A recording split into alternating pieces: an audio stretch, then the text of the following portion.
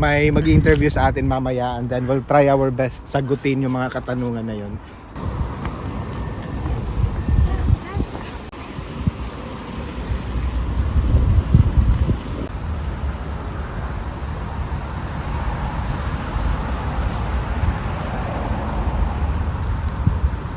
Welcome back to our channel. If you're new to this channel, my name is Sayla. My name is Martin. And we are both registered nurses here in the United Kingdom. So in this video, we're gonna talk about 3 key points why the United Kingdom stopped recruiting overseas nurses. Yes. Okay. Before natin sabihin yung mga reasons, A little bit of a backstory muna. so around October 2015, nagkaroon ng massive hiring ng international nurses papunta ng United Kingdom.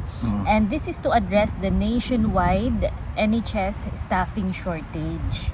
Yon, Yes. kasi during that time talaga masyadong mababa yung staffing. Oo. So kailangan na nila ng extra help from overseas nurses. Yes, just to clarify guys, NHS is National Health Service. Ito yung mga government hospitals dito sa UK. Dahil nga nagkaroon sila ng shortage sa nursing levels, yung ginawa ng government is nilagay yung nurse, yung occupation na nursing under shortage occupation list. So which means binigyan nila ng mga priority yung mga nurses na makapunta dito in a way na mas mabilis yung visa application. Oo, yun. Diba? True. Kasi during that time, grabe, parang pag nurse ka, mabilis kang makapasok Yes. dito sa United Kingdom. So 2018 dumating si My Heart dito and then I followed a year after, that was 2019. So we've been here for mga ilan years na? 7 Mga years 7 na. years Mga na. 7 years na. Medyo marami na din yung mga nangyari. So nakapag-immerse na tayo, nakapag-adjust na din tayo. If I remember it right, si My Heart pumunta dito, she was part of batch 30. Ako naman, I was part of batch 46. That is a year after. So it means to say, madami na talaga yung mga batches before that. Oo, And true. when we were here already, halos every week, every 2 weeks may dumarating na mga nurses, especially during nung COVID times. Oo. Na Year in-expedite, 2020. yes, Oo. in-expedite talaga nila yung hiring ng mga nurses dito. From all over the world, may dumarating from India, from Pakistan, mayroon pa kayo mga kabatch na mga Americans na nagre-relocate sila dito sa UK.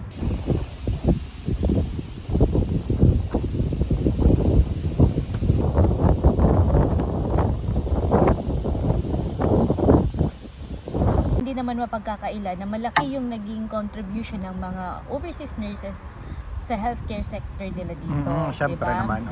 Pero I think, for the past 7 years na nandito kami, it's also been rewarding. And at the same time, para siyang symbiotic relationship, di ba? Parang Give and take. Give and take na we've been here for 7 years and for the past 7 years nagkaroon din tayo ng mga benefits. Ginawa namin yung video na to kasi we feel na we owe it to our subscribers. Tapos kahit hindi yung mga subscriber, mga nanonood, na we need to tell you guys kung ano talaga yung current situation ng hiring ng mga nurses, international nurses to come over to UK. Kasi nga, we created this channel to guide aspiring nurses to come over to the UK. As a matter of fact, meron nga tayong video na diniscuss natin yung step-by-step process. Ang tagal na natin nag-intro, hindi na tayo nakapag-discuss kung ano yung reason. Okay, so let's break it down. Unang reason, what's the first reason? So yung pinakaunang reason ng UK is to bring down high level of net migration. So, yung ibig sabihin nun is for the past decade, so from 2015 to 2025, during those years, sobrang dami na mga nurses na nakapunta dito sa UK dahil nga sa opportunity na nag-open. Hindi lang naman mga nurses. Actually, buong healthcare sectors, may mga doctors, physiotherapists, lahat ng healthcare professionals pumunta dito. So the second reason is dahil nga karoon ng demand ng mga nurses abroad, the UK government found out that there were 470 care agencies na nag-take advantage sa recruitment dahil parang nagre-recruit pa rin sila kahit yung license nila was already suspended around 2022. Yung iba parang they were treated unfairly, tapos yung iba naman pinangakuan ng job. Pagdating nila dito, nilagay pala sila sa ibang mga post. Yung iba, hinihingan pa rin sila ng mga placement fees.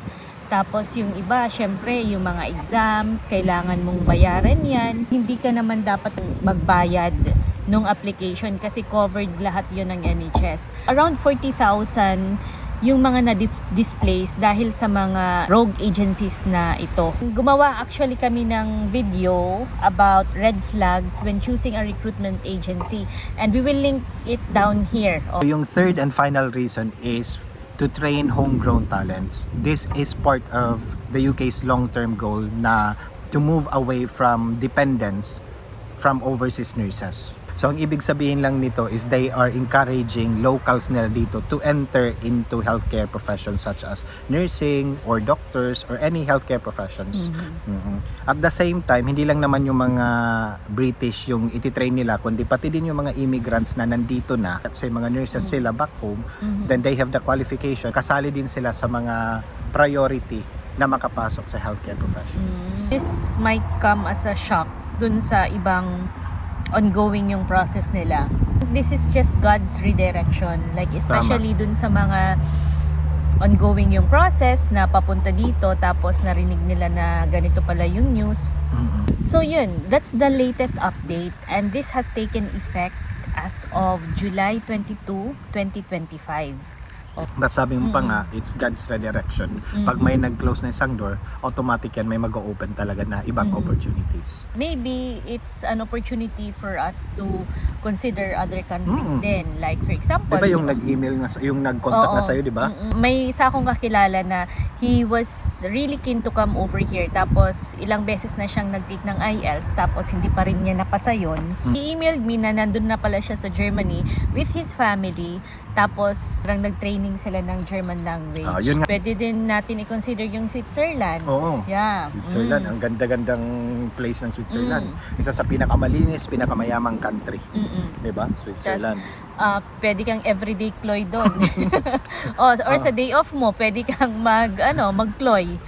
Diba? So, sa Switzerland, pwede din. Tapos ano pa? Ano pang Pwede mga mo din- open, ano pa yung mga open countries na yun? Kung ako nga lang, if there's an opportunity, I will go. Anyway, open din naman yung Australia, yan. New Zealand, and at the Yun. same time, yung Singapore, mas malapit pa sa atin.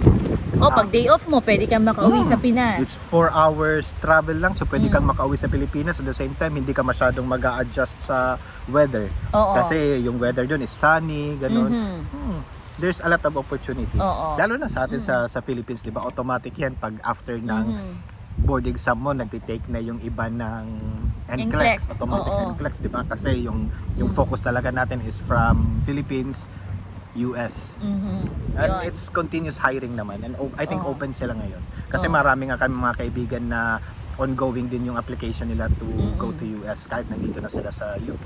Of course, pwede din natin ma-consider yung Middle East. Yan. Galing Yan. tayo doon. Oo. Galing tayo So, doon sa Middle East. Magandang experience sa Middle East. So, marami ding mga world-class na mga hospitals na nandun. And kung gusto mo lang talaga na mag-explore, working abroad, tapos i-take yung opportunities, pwede natin i-consider yung mga Middle East. Personally kasi, this is my personal observation lang na dito sa UK, 10 years, mag-o-open sila. Tapos 10 years din, parang mahirap yung recruitment papunta dito. Pero after nun, mag-open din ulit sila. Hopefully ganun yung Hopefully, mangyari. ganun yung Kasi mangyari. parang ganun yung trend nila, di ba? If Oo. I can remember it right, nung mga mga 2006, 2000, mga ganong years, early 2000, yung makakapunta ka dito sa UK pero as a student visa, di ba? Yun, pahirapan yung pagpunta dito. Okay, so thank you dun sa 700,000 subscribers natin. At malapit na tayo sa 1 million. Okay guys, so Oo. thank you for watching, thank you for supporting, Oo. and please like and subscribe. But for the meantime, dito tayo sa Cambridge Steer, yung bagong coffee shop nila dito sa Cambridge, and we tried their matcha latte and then yung cappuccino nila. Ay, di ko alam kung cappuccino to but something, and then I've ordered something like a bun para mamaya sa interviewer natin mabigyan natin ng pagkain kahit konti lang naman. Okay. Mainit-init na balita. Meron pong nagpa-unlock sa atin ng interview para masagot yung mga katanungan. And I'd like to welcome you all sa special guest natin for today, for today's vlog. And okay, Kevin, kamusta na tayo? Mabuti naman at napaunlakan mo ako sa interview na to. Abay, syempre naman, ikaw ba naman yung lakas-lakas mo sa akin? Kami na lang yung mag-i-interview sa